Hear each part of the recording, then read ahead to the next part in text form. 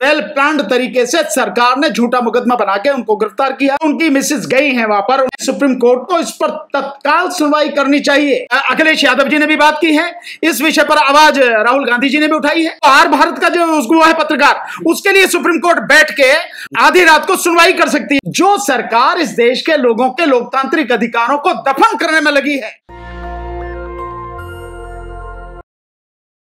नहीं देखिए, supreme court के हाथ में तो सब कुछ है, सुप्रीम कोर्ट तो सब कुछ कर सकती है। बल्कि मैं तो ये कहना चाहूंगा, मैंने पहले भी कई बार कहा है कि कुछ ऐसे मुद्दे हैं जिस पर सुप्रीम कोर्ट को इस बात का इंतजार नहीं करना चाहिए कि वहां से कोई आएगा, उनके यहां पर प्रॉपर पिटीशन दाखिल करेगा, उसके बाद वो डेट लगाएंगे, सुनवाई होगी और जब जाके कहीं होगा। ये तो ऐसे मसले हैं जब आम आदमी को पता है कि किस व्यक्ति के साथ में क्या हो रहा है। सोनम वांगचुक ऐसा नाम तो है नहीं जो दुनिया में कोई नहीं जानता हो। जिस व्यक्ति के नाम में 37 पेटेंट हैं, तो उस व्यक्ति को कौन नहीं जानता।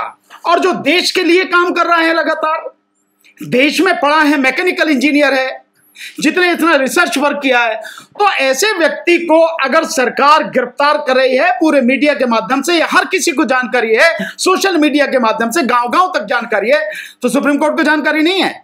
तो सुप्रीम कोर्ट को तो होना यह चाहिए कि इस देश के लोकतंत्र को बचाने के लिए, इस देश के संविधान को बचाने के लिए और इस देश के लोगों के लोकतांत्रिक संवैधानिक अधिकारों को बचाने के लिए तुरंत सुप्रीम कोर्ट को सुमोटो एक्शन लेना चाहिए, पर नहीं लिया गया, किसी मामले में नहीं लिया।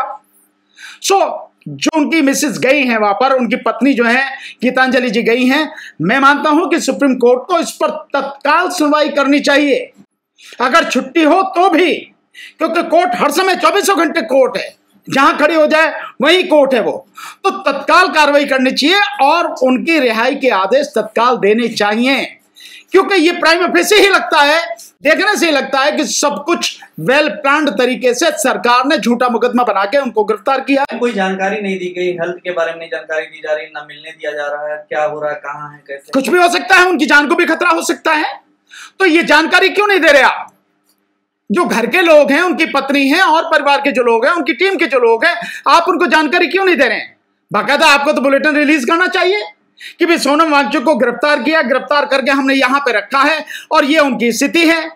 आपको ये सूचना देने में क्या दिक्कत है? ये तो देना जिम्मेदारी है सरकार की। लेकिन जो सरकार इस देश के लोगों के लोकतांत्रिक अधिकारों को दफन करने में लगी है, जो सरकार इस देश के लोगों की जो बोलने की आजादी है उसको पूरी तरह से खत्म कर देना चाहती है, जिस सरकार ने यहां के जो है जो सूचना का अधिकार अधिनियम है उसको बिल्कुल मृत प्राय कर दिया है, खत्म कर दिया है, जो सरकार अपनी गुंडागर्दी चलाने के लिए यूएपीए का, एनएसए का दुरुपयोग कर रही है और लोगों के खिलाफ जबरदस्ती झूठी एफआईआर कर रही है, उनको गिरफ्तार करके जेल में भेज रही है। उस सरकार से उम्मीद और भी क्या हो सकती है?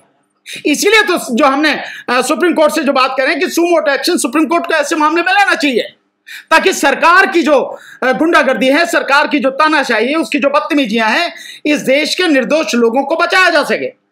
एक व्यक्ति जिसको पूरी तरह से संरक्षण देना चाहिए, जिसके हर काम में सरकार को आगे बढ़कर सहयोग देना चाहिए, आज वो व्यक्ति आपसे आपके किए गए वादे की याद दिला के संवैधानिक अधिकारों की मांग कर रहा है, आप मुझसे झूठी एफआईआर करके जेल में डाल दे रहे हैं।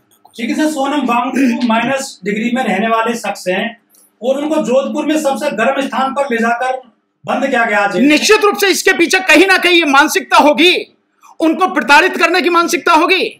जब एक वो पत्रकार नहीं है, क्या नाम है उसका, अर्नब गोस्वामी, वो आर भारत का जो वो है पत्रकार, उसके लिए सुप्रीम कोर्ट बैठ के आधी रात को सुनवाई कर सकती है, उसे रिलीफ मिल सकता है, तो क्या इस मैटर में नहीं मिल सकती? एक साथ करके वो बाबा जी है, एक जो है वो अंग्रेजी बोल रहे हैं वो बाबा जी, उसके विषय में जो है सुप्रीम कोर्ट ये चंद्रचूड़ जो थे, इन्होंने सारी जगह से मुकदमे हटा के सभी अलग अलग जो हाईकोर्ट में थे वहां से हटा के अपने पास बुला लिए, डिसाइड कर दिए। तो क्या ऐसे इंसान के विषय में नहीं किया जा सकता जो देश की बहुत अनमोल धरोहर है, वो देश की एक बहुत मजबूत संपत्ति, 37 पेटेंट हैं आज की तारीख में किसके पास में देश में? ऐसे व्यक्ति को जिससे सपोर्ट करना चाहिए ताकि देश के लिए और बेहतर कर सके वो, आप उसको जो है लोकतांत्रिक अधिकारों का वो प्रयोग कर रहा है, जेल में उठा के डाल दे रहे हैं। ये तानाशाही गुंडागर्दी और क्या है सरकार की? हमारे देश में जैसे फादर स्टैन स्वामी वगैरह रहे हैं, वो जेल में डाले गए तो उनकी मृत्यु वहां हो गई थी, तब क्या ये भी उधर उनकी तरफ जा रही है? कुछ भी हो सकता है, ये जो सरकार है ये कातिलों की सरकार है, खून मुंह लगा हुआ है इस सरकार के। इसका इतिहास देख लें, जो लोग आज सत्ता में ये बैठे हैं इनका इतिहास देख लें, खून मुंह लगा हुआ है इनके। तो कुछ भी कर सकते हैं ये, सोनम वांगचुक हो या कोई भी हो या मेरे जैसे लोग हो, किसी को भी झूठा मुकदमा बना के डाल सकते हैं, किसी को भी मरवा सकते हैं। जज लोया के विषय में क्या है आज जानते हैं आप? जज लोया के विषय में क्या है? जज लोया साहब के विषय में भी ये सब कुछ हुआ। हिरेन पांडे के विषय में ये हुआ कि क्लीन चिट देने, भैया वही देने वाले क्लीन चिट। क्लीन चिट उन्होंने तो दी, चंद्रचूड़ ही तो था जितने क्लीन चिट दी थी, और कौन था वो? विपक्ष के लोग क्यों नहीं आ रहे खुलकर के सामने? क्यों विपक्ष के लोग क्यों नहीं आ रहे? इस विषय पर अखिलेश यादव जी ने भी बात की है, इस विषय पर आवाज राहुल गांधी जी ने भी उठाई है। हम कौन हैं? हम विपक्ष नहीं है क्या? जो योगेंद्र यादव जी हैं और जो बाकी और उनके साथी हैं वो सब कौन है? प्रशांत भूषण साहब हैं, उन्होंने भी प्रेस कॉन्फ्रेंस करके इस पर आवाज उठाई है। कौन है ये लोग?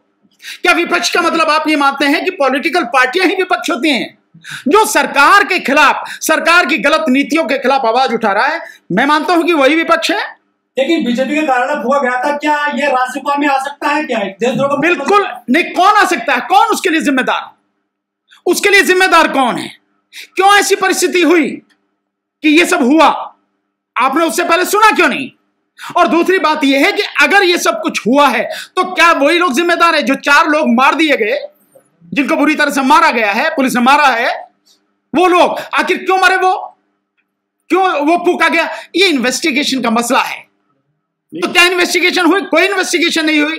और जब सोनम वांगचुक कह रहे हैं कि भाई मेरा तो इससे कोई लेना देना नहीं, और उसी लिए उन्होंने जब हिंसा हुई तो अपना आंदोलन बंद कर दिया, तो सोनम वांगचुक कहां से जिम्मेदार है? जो एनएससी लगाया।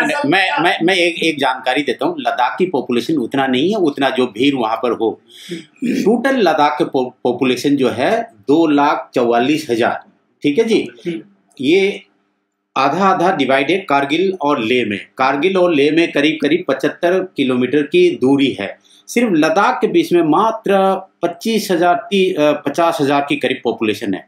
वहाँ पर जो है एक बहुत बड़ी, मतलब जैसे जंतर मंतर में जो 5,000 20,000 की जो पॉपुलेशन, जो आंदोलनकारी जो भीड़ इकट्ठे होते हैं, उसी तरीके के वहाँ पर कैपेसिटी नहीं है। वहाँ पर मात्र 300-400 जो है वो उतनी, मतलब बड़ी मुश्किल से इकट्ठा हो सकता है। वहाँ पर एक गांव से दूसरे गांव जाने में कम से कम 5-6 किलोमीटर होता है। तो अब जितनी जो इल्ज़ाम जो लगा रहा है, ये सरासर ये गलत इल्ज़ाम है।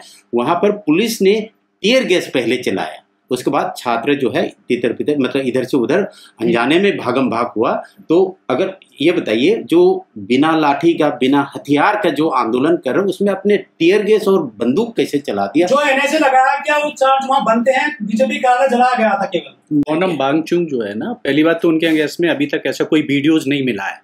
आप ये देखते हैं कि कोई वीडियोस मिला हो, ऐसा कुछ भड़काऊ भाषण दिया हो तो बनता है, लेकिन अभी तक बीजेपी आईटी सेल ने कोई ऐसा नहीं, वो सारा फैब्रिकेटेड सबूत है। वो सारे सबूत जो दे रहे हैं उनको फैक्ट चेक में उसको नेग्लेक्ट कर दिया कि भाई ये सबूत नहीं। पाकिस्तान और चाइना, आप जो बोले कि रात को चादर उड़ के भागा था, क्या वो MHA ने उसको वीजा दिया है?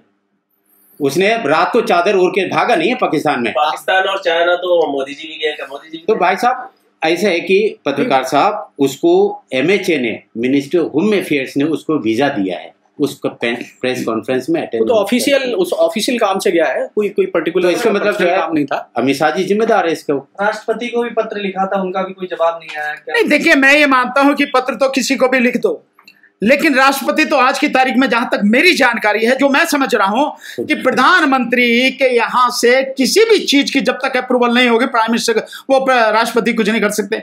उनके यहाँ तो लेटर भी बड़े सैंक्शन होके जाते हैं। और दूसरा, मैं एक अपना उदाहरण बताता हूं। आप लोग जानते हैं, हमने जब EVM के खिलाफ आंदोलन 2019 में किया, हमने 5 जो है उसमें आंदोलन किए।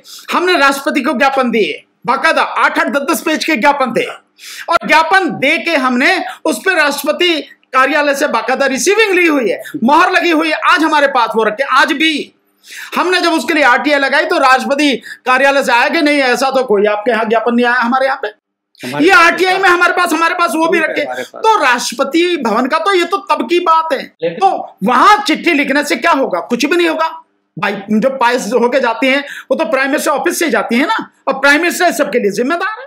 नेशनल दस्तक की आपसे गुजारिश है कि अगर इसको बचाना चाहते हैं तो नेशनल दस्तक को सब्सक्राइब करने के लिए रेड कलर के सब्सक्राइब बटन को दबाएं, फिर बेल आइकन की घंटी दबाएं। नेशनल दस्तक को बचाने के लिए बहुत जरूरी है कि हर खबर को शेयर करें, लाइक करें, कमेंट जरूर करें।